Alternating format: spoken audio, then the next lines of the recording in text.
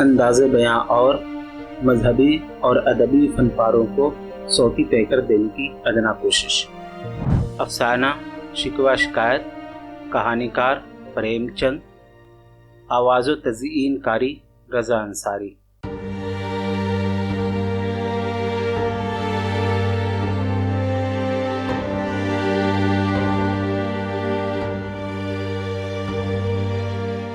زندگی کا بڑا حصہ تو اسی گھر میں گزر گئے، مگر کبھی آرام نہ نصیب ہوا۔ میرے شوہر دنیا کی نگاہ میں بڑے نیک، خوش خلق، فیاض اور بیدار مغز ہوں گے، لیکن جس پر گزرتی ہے وہی جان۔ دنیا کو تو ان لوگوں کی تعریف میں مزہ آتا ہے جو اپنے گھر کو جہنم میں ڈال رہے اور غیروں کے پیچھے اپنے آپ کو تباہ کیے ڈالتے۔ جو گھر والوں کے لیے مرتا ہے اس کی تعریف دنیا والے نہیں کرتے، وہ تو ان کی نگاہ میں خود غرض ہے، بخیل ہے، تنگ دل ہے، مغرور ہے، کور باطن ہے۔ اسی طرح جو لوگ باہر والوں کے لیے مرتے ہیں ان کی تعریف گھر والے کیوں کرنے لگے؟ اب انہی کو دیکھو، صبح سے شام تک مجھے پریشان کیا کرتے ہیں۔ باہر سے کوئی چیز منگواؤ تو ایسی دکان سے لائیں گے یہاں کوئی گاہک بھول کر بھی نہ جاتا۔ ایسی دکانوں پر نہ چیز اچھی ملتی ہے، نہ وزن ٹھیک ہوتا ہے، نہ دام ہی مناسب۔ یہ نقائص نہ ہوتے تو وہ دکان بدنام ہی کیوں ہوتی؟ انہیں ایسی ہی دکانوں کا سودا سلف خریدنے کا مرض ہے۔ بارہا کہا کسی چلتی ہوئی دکان سے چیزیں لایا کرو، وہاں مال زیادہ کھپتا ہے اس لیے تازہ مال آتا رہتا، مگر نہیں، ٹٹ پونجیوں سے ان کو ہمدردی اور وہ انہیں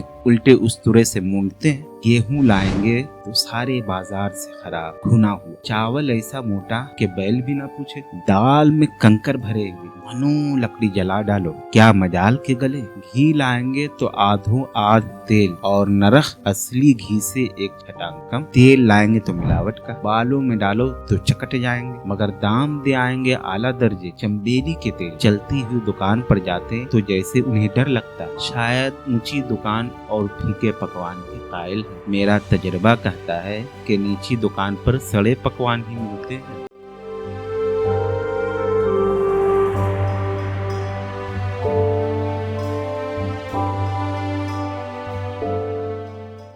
ایک دن کی بات ہو تو برداشت کر لی جائے، روز روز کی مصیبت برداشت نہیں ہوتی۔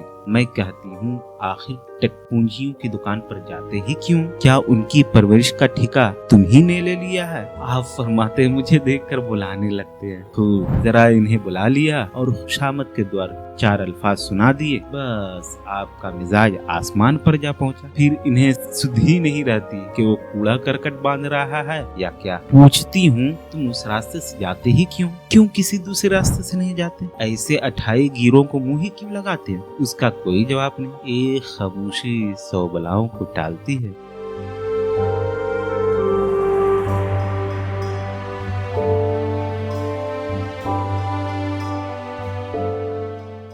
ایک بار ایک زیور بنوانا تھا، میں تو حضرت کو جانتی تھی، ان سے کچھ پوچھنے کی ضرورت نہ سمجھی۔ ایک پہچان کے سونار کو بلا رہی تھی، اتفاق سے آپ بھی موجود تھے۔ بولے یہ فرقہ بالکل اعتبار کے قابل نہیں، دھوکہ کھاؤ گی۔ میں ایک سونار کو جانتا ہوں، میرے ساتھ کا پڑھا ہوا ہے، برسوں ساتھ کھیلے ہیں، میرے ساتھ چال بازی نہیں کر سکتا۔ میں نے سمجھا جب ان کا دوست ہے اور وہ بھی بچپن کا تو کہاں تک دوستی کا حق نہ نبھائے۔ سونے کا ایک زیور اور 50 روپے ان کے حوالے کیے، اور اس بھلے آدمی نے وہ چیز اور روپے نہ جانے کس بیمان کو دے دیے کہ برسوں کے پہم تقاضوں کے بعد جب چیز بن کر آئی تو روپے میں 8 آنے تانبا اور اتنی بدنما کہ دیکھ کر گھن آتی۔ برسوں کا ارمان خاک میں مل گیا، رو پیٹ کر بیٹھ رہی۔ ایسے وفادار تھے ان کے دوست، جنہیں دوست کی گردن پر چھری پھیرنے میں آر نہیں۔ ان کی دوستی بھی انہی لوگوں سے ہے جو زمانہ بھر کے فاقہ مست، قلانچ، بے سر و سامان ہے، جن کا پیشہ ہی ان جیسے آنکھ کے اندھوں سے دوستی کرنا ہے۔ روز ایک نہ ایک صاحب مانگنے کے لیے سر پر سوار رہتے ہیں اور بنا لیے گلا نہیں چھوڑتے، مگر ایسا کبھی نہیں ہوا کہ کسی نے روپے ادا کیے۔ آدمی ایک بار کھو کر سیکھتا ہے، 2 بار کھو کر سیکھتا ہے، مگر یہ بھلے مانس 1000 بار کھو کر بھی نہیں سیکھتا۔ جب کہتی ہوں روپے دے آئے، اب مانگ کر کیوں نہیں لاتے؟ کیا مر گئے تمہارے دوست؟ تو بس بغلے جھانک کر رہ جاتے ہیں۔ آپ سے دوستوں کو سوکھا جواب نہیں دیا جاتا۔ خیر، سوکھا جواب نہ دو، میں یہ بھی نہیں کہتی کہ دوستوں سے بے مروتی کرو، مگر ٹال تو سکتے ہو، کیا بہانے نہیں بنا سکتے ہو؟ مگر آپ انکار نہیں کر سکتے۔ किसी दोस्त ने कुछ तलब किया और आपके सर पर बोझ पड़ा, बेचारे कैसे इनकार करें, आखिर लोग जान जाएंगे। ये हजरत भी फाका मस्त, दुनिया इन्हें अमीर समझती है, चाहे मेरे जेवर की क्यों ना गिरवी रखने पड़े। सच कहती है, बाज औकात एक एक पैसे की तंगी हो जाती है और इस भले आदमी को रुपए जैसे घर में रखते हैं। जब तक रुपए के वारे न्यारे ना कर ले, इसे किसी पहलू करार दे। उनके करतूत कहाँ तक कहूँ, मेरा तो नाक में दम आ गया। एक न एक मेहमान रोज बलाए बेदरमा की तरह सर पर सवार, ना जाने कहाँ के बेफिक्रे इनके दोस्त हैं। कोई कहीं से आकर मरता है, कोई कहीं से। घर क्या है, अपाहियों का अड्डा है, जरा सा तो घर, मुश्किल से तो 2 चारपाइयां, ओढ़ना बिछौना भी बफरात नहीं। मगर आप हैं कि दोस्तों को देने के लिए तैयार। आप तो मेहमान के साथ लेटेंगे, इसलिए उन्हें चारपाई भी चाहिए, ओढ़ना बिछौना भी चाहिए, वरना घर का पर्दा खुल जाए। जाती है तो मेरे और बच्चों के साथ जमीन पर पड़े सुकड़ कर रात काटते हैं। गर्मियों में तो खैर मुजायका नहीं, लेकिन जाड़ों में तो बस क़यामत ही आ जाती है। गर्मियों में भी खुली छत पर तो मेहमानों का कब्जा हो जाता है। अब मैं बच्चों को लिए कफस में पड़ी तड़पा करूं। इतनी भी समझ नहीं कि जब घर की ये हालत है तो क्यों ऐसों को मेहमान बनाए जिनके पास कपड़े लत्ते तक नहीं। खुदा के फजल से उनके सभी दोस्त ऐसे ही हैं। एक भी खुदा का बंदा ऐसा नहीं जो जरूरत के वक्त इनकी धेले से मदद कर सके। 2-1 बार हजरत को इसका तजर्बा और बेहद तल्ख तजर्बा हो चुका है, मगर इस मर्दे खुदा ने तो आंखें खोलने की कसम खा ली। ऐसे ही नादारों से इनकी पटती है। ऐसे लोगों से आपकी दोस्ती है कि कहते शर्म आती। जिसे कोई अपने दरवाजे पर खड़ा भी ना होने दे, वो आपका दोस्त है। शहर में इतने अमीर कबीर है, आपका किसी से भी रब्त जब्त नहीं, किसी के पास नहीं जाते। उमरा मगरूर है, मदम्मग है, खुशामद पसंद है, आपके पास कैसे जाएं? दोस्ती गांठेंगे ऐसों से जिनके घर में खाने को भी नहीं।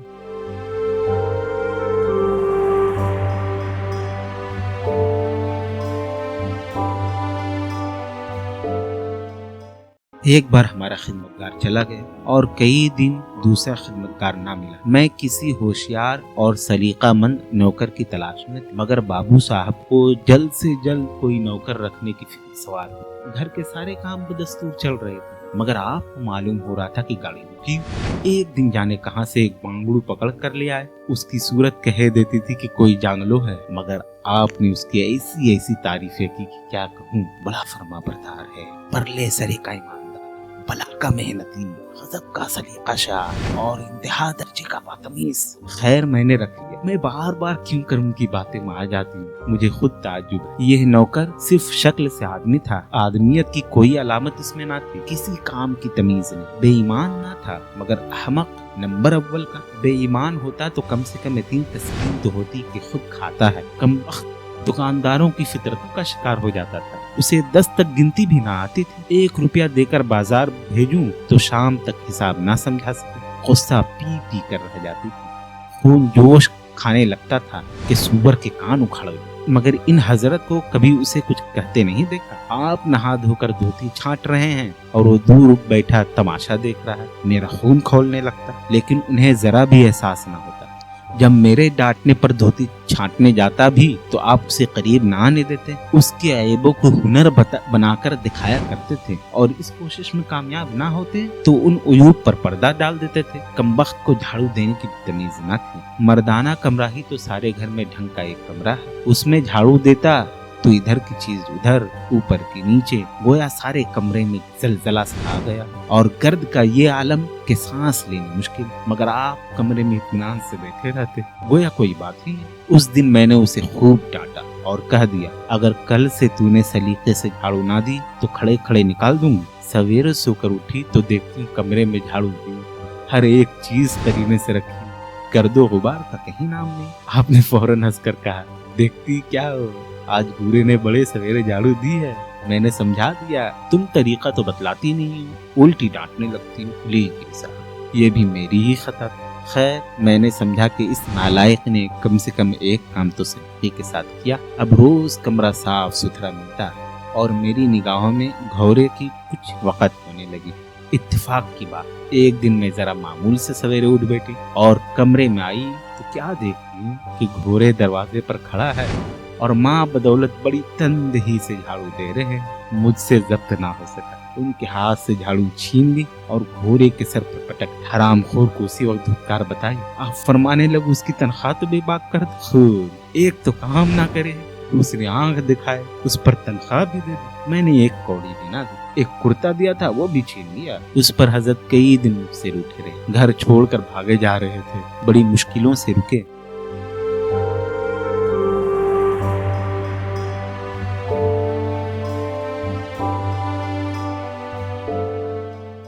ایک دن مہتر نے اتارے کپڑوں کا سوال کیا، اس بیکاری کے زمانے میں فالتو کپڑے کس کے گھر میں ہیں؟ شاید رئیسوں کے گھر میں ہوں، میرے یہاں تو ضروری کپڑے بھی نہیں۔ حضرت کا ہی توشہ خانہ ایک بخشی میں آ جائے گا جو ڈاک کے پارسل سے کہیں بھیجا جا سکتا ہے۔ پھر اس سال سردی کے موسم میں نئے کپڑے بنوانے کی نوبت بھی نہ آئی تھی۔ میں نے مہتر کو صاف جواب دے دیا، سردی کی شدت تھی، اس کا مجھے بھی خود احساس تھا، غریب پر کیا گزرتی، اس کا علم تھا، لیکن میرے یا آپ کے پاس افسوس کے سوا اور کیا علاج؟ جب روسا اور عمرہ کے پاس ایک مال گاڑی کپڑوں سے بھری ہوئی ہو تو پھر غربا کیوں نہ برہنگی کا عذاب پھیلے؟ خیر میں نے تو اسے جواب دے دیا۔ آپ نے کیا کیا؟ اپنا کوٹ اتار کر اس کے حوالے کر دیا۔ میری آنکھوں میں خون بہا۔ حضرت کے پاس یہی ایک کوٹ، یہ خیال نہ ہوا کہ پہنیں گے کیا۔ مہتر نے سلام کیا، دعائیں دی اور اپنی راہ لی۔ آخر کئی دن سردی کھاتے رہے، صبح کو گھومنے جایا کرتے تھے، وہ سلسلہ بند ہو گیا۔ مگر دل بھی قدرت نے انہیں عجیب قسم کا دیا، پھٹے پرانے کپڑے پہنتے آپ کو شرم نہیں آتی، میں تو کٹ جاتی ہوں۔ آپ کو مطلق احساس ہے، کوئی ہنستا ہے تو ہنسے، آپ کی بلا سے۔ آخر مجھ سے دیکھا نہ گیا تو ایک کوٹ بنوا دیا۔ جی تو جلتا تھا کہ خوب سردی کھانے دوں، مگر ڈری کہ کہیں بیمار پڑ گئے تو اور بھی آفت آ جائے۔ آخر کام تو انہی کو کرنا ہے۔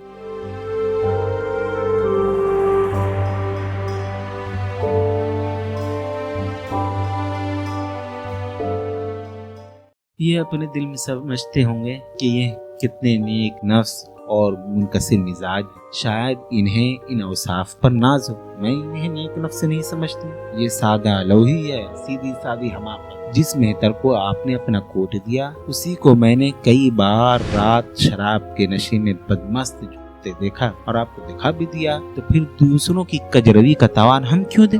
اگر آپ نیک نفس اور فیاض ہوتے تو گھر والوں سے بھی تو فیاضانہ برتاؤ کرتے ہیں، یا ساری فیاضی باہر والوں کے لیے مخصوص ہے؟ گھر والوں کو اس کا عشر اشیر بھی نہ ملنا چاہیے؟ اتنی عمر گزر گئی مگر اس شخص نے کبھی اپنے دل سے میرے لیے ایک سوغات بھی نہ خرید۔ بے شک جو چیز طلب کروں اسے بازار سے لانے میں انہیں کلام نہیں، مطلق عذر نہیں، مگر روپیہ بھی دے دوں یہ شرط ہے، انہیں خود کبھی توفیق نہیں ہوتی۔ یہ میں مانتی ہوں کہ بیچارے اپنے لیے بھی کچھ نہیں، میں جو کچھ منگوا دوں اسی پر قناعت کر لیتے ہیں، مگر انسان کبھی کبھی شوق کی چیزیں چاہتا ہی ہے۔ اور مردوں کو دیکھتی ہوں گھر میں عورت کے لیے طرح طرح کے زیور، کپڑے، شوق سنگار کے لوازمات لاتے رہتے ہیں۔ یہاں یہ رسم ممنوع ہے، بچوں کے لیے بھی مٹھائی، کھلونے، باجے، بگل شاید اپنی زندگی میں ایک بار بھی نہ لائے ہیں، قسم سی کھا لی ہے۔ اس لیے میں تو انہیں بخیل کہوں گی، مردہ دل ہی کہوں گی، فیاض نہیں کہہ سکتی۔ دوسروں کے ساتھ ان کا جو فیاضانہ سلوک ہے اسے میں حرص، نمود اور سادہ لوحی پر محمول کرتا ہوں۔ آپ کی منکسر مزاجی کا یہ حال ہے کہ جس دفتر میں آپ ملازم ہیں اس کے کسی عہدیدار سے آپ کا میل جول نہیں۔ افسروں کو سلام کرنا تو آپ کے آئین کے خلاف ہے۔ نظر یا ڈالی کی بات تو الگ ہے، اور تو اور کبھی کسی افسر کے گھر جاتے ہی نہیں، اس کا خمیازہ آپ نہ اٹھائیں تو کون اٹھائے؟ اوروں کو رعایتی چھٹیاں ملتی، آپ کی تنخواہ کرتی، اوروں کی ترقیاں ہوتی، آپ کو کوئی پوچھتا بھی۔ حاضری میں 5 منٹ بھی دیر ہو جائے تو جواب طلب ہو جاتا ہے۔ بیچارے جی توڑ کر کام کرتے ہیں، کوئی پیچیدہ مشکل کام آ جائے تو انہی کے سر منہ دیا جاتا ہے، انہیں مطلق عذر نہیں۔ دفتر میں انہیں گھسو اور پسو وغیرہ خطابات بھی ملے ہوئے، مگر منزل کتنی ہی دشوار طے کریں ان کی تقدیر میں وہی سوکھی گھاس لکھی ہے۔ یہ انکسار نہیں ہے، میں تو اسے زمانہ شناسی کا فقدان کرتا ہوں۔ آخر کیوں کوئی شخص آپ سے خوش ہو؟ دنیا میں مروت اور رواداری سے کام چلتا ہے۔ اگر ہم کسی سے کھینچے رہیں تو کوئی وجہ نہیں کہ وہ ہم سے نہ کھینچا رہے۔ پھر جب دل میں کبیدگی ہوتی ہے تو دفتری تعلقات میں ظاہر ہو جاتی ہیں۔ جو ماتحت افسر کو خوش رکھنے کی کوشش کرتا ہے، جس کی ذات سے افسر کو کوئی ذاتی فائدہ پہنچتا ہے، جس پر اعتبار ہوتا ہے، اس کا لحاظ وہ لازمی طور پر کرتا ہے۔ ایسے بے غرضوں سے کیوں کسی کو ہمدردی ہونے لگی؟ افسر بھی انسان ہے، ان کے دل میں جو اعزاز و امتیاز کی ہوس ہوتی ہے وہ کہاں پوری جب اس کے ماتحت ہی فرنٹر ہے۔ آپ نے جہاں ملازمت کی وہیں سے نکالے گئے۔ کبھی کسی دفتر میں 1-2 سال سے ضائع نہ چلے، یا تو افسروں سے لڑ گئے یا کام کی کثرت کی شکایت کر بیٹھے۔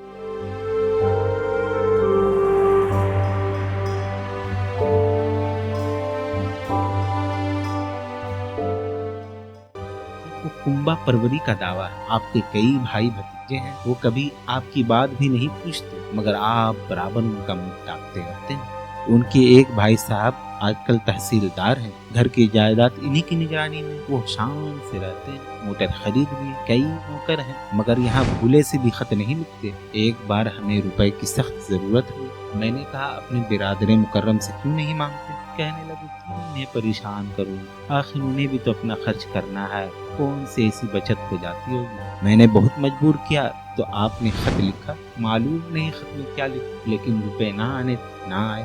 کئی دنوں کے بعد میں نے پوچھا، کچھ جواب آیا حضور کے بھائی صاحب کے دربار سے؟ آپ نے ترش ہو کر کہا، ابھی تو 1 ہفتہ خط بھیجے ہوئے ہوا، ابھی کیا جواب آ سکتا؟ 1 ہفتہ اور گزر، اب آپ کا یہ حال ہے کہ مجھے کوئی بات کرنے کا موقع ہی نہیں عطا فرماتے۔ اتنے بشاش نظر آتے ہیں کہ کیا کہوں، باہر سے آتے ہیں تو خوش کوئی نہ کوئی شگوفہ لیے ہوئے، میری خوشامد بھی خوب ہو رہی ہے، میرے میکے والوں کی بھی تعریف ہو رہی ہے۔ میں حضرت کی چال سمجھ رہی تھی، یہ ساری دلجوئیاں محض اس لیے تھی کہ آپ کے برادر مکرم کے متعلق کچھ پوچھنا بیٹھوں۔ سارے ملکی، مالی، اخلاقی، تمدنی مسائل میرے سامنے بیان کیے جاتے تھے، اتنی تفصیل اور شرح کے ساتھ کہ پروفیسر بھی دنگ رہ جائے، محض اس لیے کہ مجھے اس امر کی بابت کچھ پوچھنے کا موقع نہ ملے۔ لیکن میں کیا کرنے والی تھی؟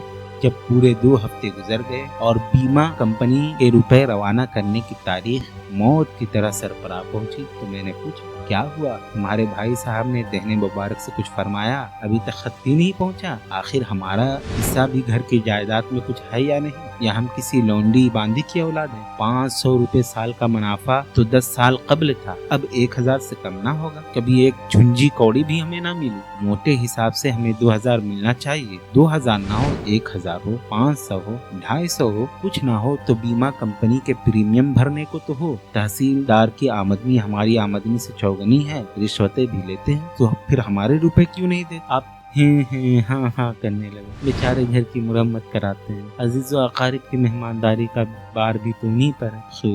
گویا جائیداد کا منشا محض یہ ہے کہ اس کی کمائی اسی میں صرف ہو جائے۔ اس بھلے آدمی کو بہانے بھی گڑھنے نہیں آتے۔ مجھ سے پوچھتے، میں 1 نہیں 1000 بتا دیتی، کہہ دیتے گھر میں آگ لگ گئی، سارا اثاثہ جل کر خاک ہو گیا، یا چوری ہو گئی، چور نے گھر میں تنکا تک نہ چھوڑا، یا 10,000 کا غلہ خریدا تھا، اس میں خسارہ ہو گیا، گھاٹے سے بیچنا پڑا، یا کسی سے مقدمہ بازی ہو گئی، اس میں دیوالا پٹ گیا۔ آپ کو سوجی تو بھی لچر سی بات۔ اس جولانی تباہ پر آپ مصنف اور شاعر بھی بنتے ہیں۔ تقدیر ٹھونک کر بیٹھ رہے، پڑوس کی بیوی سے قرض لیے، تب جا کر کہیں کام چلا۔ پھر بھی آپ بھائی بھتیجوں کی تعریف کے پل باندھتے ہیں، میرے جسم میں آگ لگ جاتی ہے۔ ایسے برادران یوسف سے خدا بچائے۔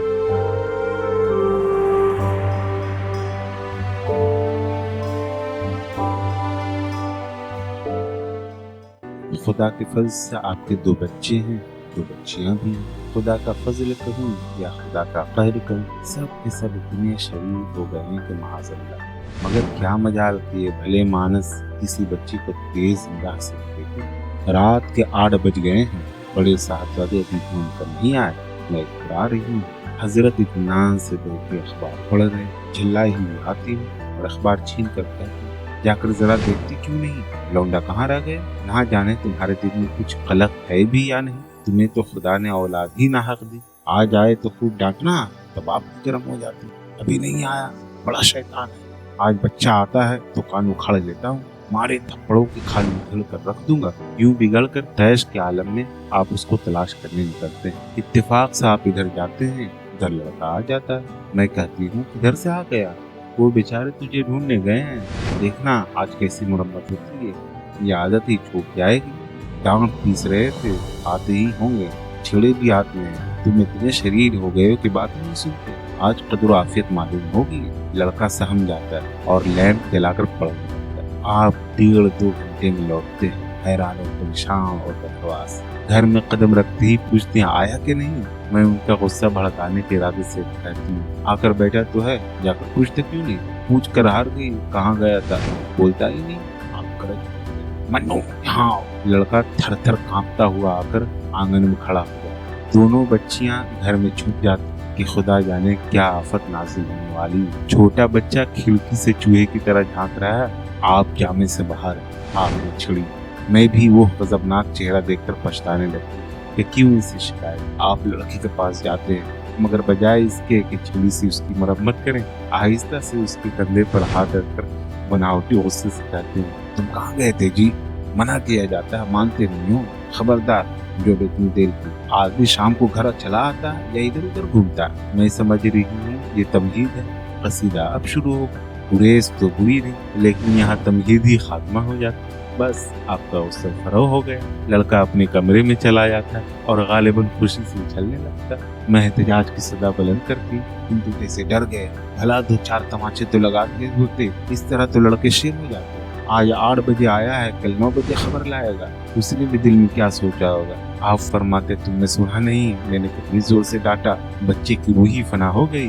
देख लेना जो फिर कभी देर में आए। तुमने डांटा तो नहीं, हाँ आंसू पोंछ दिए।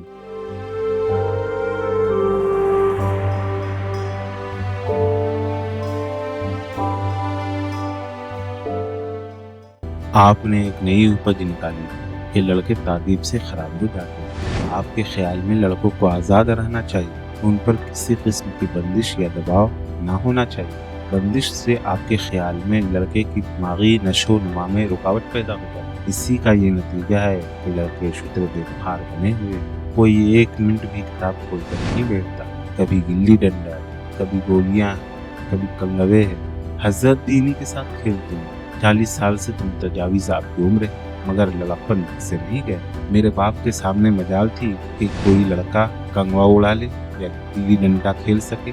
स्कूल भी जाते, सुबह से लड़कों को पढ़ाने बैठे जाते। स्कूल से जो ही लड़के वापस आते फिर ले बैठते। बस शाम को आधे घंटे की छुट्टी देते, रात को फिर काम में जुट देते। ये नहीं कि आप तो अखबार पढ़ें और लड़के गली गली की खाक छानते। फिर कभी आप भी सींग कटाकर बछड़े बन जाते हैं, लड़कों के साथ ताश खेलने बैठ जाते हैं। ऐसे बाप का लड़कों पर क्या रोक। अब्बा जान के सामने मेरे भाई सीधे आंख उठाकर भी नहीं देख सकते थे।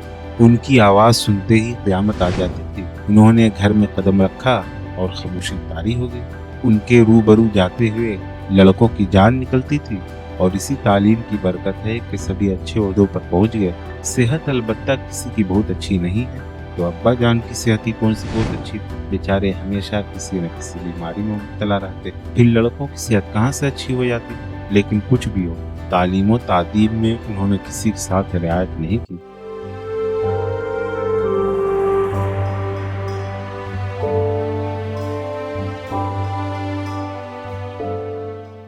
एक रोज मैंने हजरत को बड़े साहबजादों को कंगवा की तालीम देते देखा।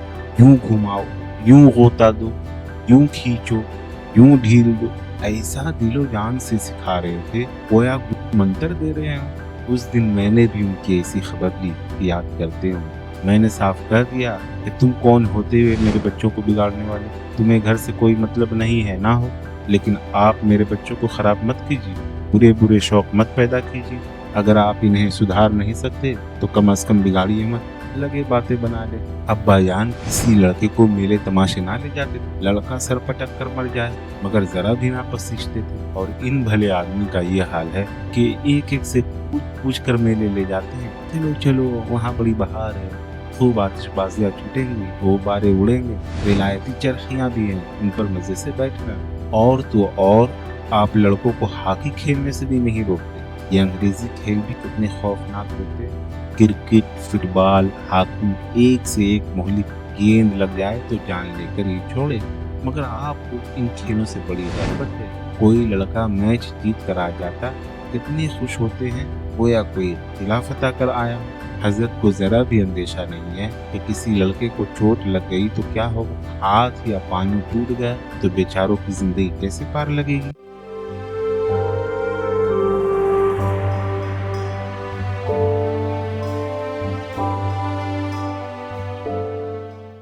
पिछले साल लड़की की शादी थी। आपको ये जिद थी कि जहेज के नाम कानी कौड़ी भी ना देंगे, चाहे लड़की सारी उम्र कवारी बैठी रहे। आप अहले दुनिया की खबीस नफ्सी आए दिन देखते रहते हैं, फिर भी चश्म बसीरत नहीं खुलती। जब तक समाज का ये निज़ाम कायम है और लड़की का बुलूग के बाद कवारी रहना अंगुश्त नुमाई का बाइस है, उस वक्त तक ये रस्म फना नहीं हो सकती। 2-4 अफराद भले ही ऐसे बेदार मग़ज़ निकल आए जो जहेज लेने से इनकार करें, लेकिन इसका असर आम हालात पर कम होता है और बुराई बदस्तूर कायम रहती है। जब लड़कों की तरह लड़कियों के लिए भी 20-25 वर्ष की उम्र तक कवारी रहना बदनामी का बाइस ना समझा जाएगा, उस वक्त आप ये रस्म रुखसत हो जाएगी। मैंने जहाँ जहाँ पैगाम दिए जहेज का मसला पैदा हुआ और आपने हर मौके पर टांग अड़ा दी। जब इस तरह 1 साल पूरा गुजर गया और लड़की का 17वां साल शुरू हो गया तो मैंने एक जगह बात पक्की कर ली। हजरत भी राजी हो गए क्योंकि उन लोगों ने करारदाद नहीं की। हालांकि दिल में उन्हें पूरा यकीन था कि एक अच्छी रकम मिलेगी और मैंने भी तय कर लिया था कि अपने मकदूर भर कोई बात ना रखूंगी। शादी के बखैर आफियत अंजाम पाने में कोई शुबह ना था, लेकिन इन महाशे के आगे मेरी एक ना चलती। ये रस्म बेहुदा है, ये रस्म बेमाना है। यहाँ रुपए की क्या जरूरत, यहाँ गीतों की क्या जरूरत, यहाँ में तब ये क्यों वो क्यों। ये तो साफ जहेज है, तुमने मेरे मुंह में कालिक लगा दी, मेरी आबरू मिटा दी। जरा ख्याल कीजिए, बारात दरवाजे पर पड़ी हुई है और यहाँ बात पर रद्दो-खुदा। शादी की साथ रात के 12 बजे थी। उस दिन लड़की के माँ बाप व्रत रखते हैं, मैंने भी व्रत रखा, लेकिन आपको जिद थी कि व्रत की कोई जरूरत नहीं। जब लड़के के वालिदैन व्रत नहीं रखते तो लड़के के वालिदैन क्यों रखते? और सारा खानदान हर चंद मना करता रहा, लेकिन आप अपने हस्बे मामूल नाश्ता किया, खाना खाया। खैर, रात को शादी के वक्त कन्यादान की रस्म आई। आपको कन्यादान की रस्म पर हमेशा से एतराज है, इसे आप मुकम्मल समझते हैं। लड़की दान की चीज नहीं, दान पे पैसे का हो, जानवर भी दान दिए जा सकते, लेकिन लड़की की दान ऐसी बात। कितना समझाता हूँ साहब, पुराना रिवाज है, शास्त्रों में इसका साफ अजीज व अकारिब समझा रहे हैं, मगर आप हैं कि कान पर चून नहीं रेंगती। कहती हूँ दुनिया क्या कहेगी, ये लोग क्या बिल्कुल लामज़हब हो गए, मगर आप कान ही नहीं धर। पैरों पड़ी, यहाँ तक तो कहा बाबा तुम कुछ ना करना, जो करना होगा मैं कर लूंगी, तुम सिर्फ चल कर मंडप में लड़की के पास बैठ जाओ और उसे दुआ दो। मगर इस मर्दे खुदा ने मुतलक समाअत ना की। आखिर मुझे रोना आ गया। बाप के होते मेरी लड़की का कन्यादान चचा या मामू करे, ये मुझे मंजूर ना था। मैंने तन्हा कन्यादान की रस्म अदा। आप घर झांके तक नहीं, और लुत्फ ये कि आप ही मुझसे रूठ भी गए। बारात की रुखसती के बाद मुझसे महीनों नहीं बोले, झक मारकर मुझी को मनाना पड़ा।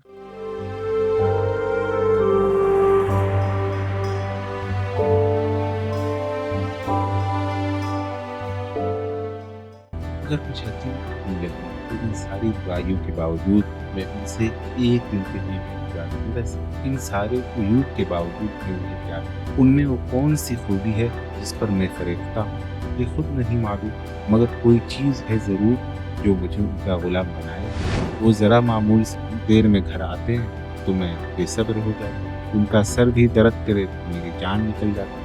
आज अगर तकदीर उनके एवज मुझे कोई इल्म और अक्ल का पुतला, हुस्न और दौलत का देवता भी दे तो मैं उसकी तरफ आँख बिना देखे। ये फर्ज की बेड़ी नहीं, हरगिज़ नहीं, ये रिवाजी वफादारी भी नहीं, बल्कि हम दोनों की फितरतों में कुछ ऐसी रवादारियाँ, कुछ ऐसी सलाहियतें पैदा हो गई, गोया किसी मशीन के कल पुर्जे घिस घिसा कर फिट हो गए और एक पुर्जे की जगह दूसरा पुर्जा काम ना दे सके, चाहे वो पहले से कितना ही सिडोल, नया और खुशनुमा क्यों ना। जाने हुए रास्ते से हम बेखौफ आंखें बंद किए चले जाते हैं, उसके नशीब व फराज, मोड़ और घुमा अब हमारी आंखों में समाये। उसके बरक्स किसी अनजान रास्ते पर चलना कितनी जहमत का बाइस हो सकता है। कदम कदम पर गुमराह हो जाने के अंदेशे, हर लम्हा चोर और रज़म का खौफ, बल्कि शायद आज मैं उनकी बुराइयों को खूबियों से तब्दील करने पर भी तैयार नहीं।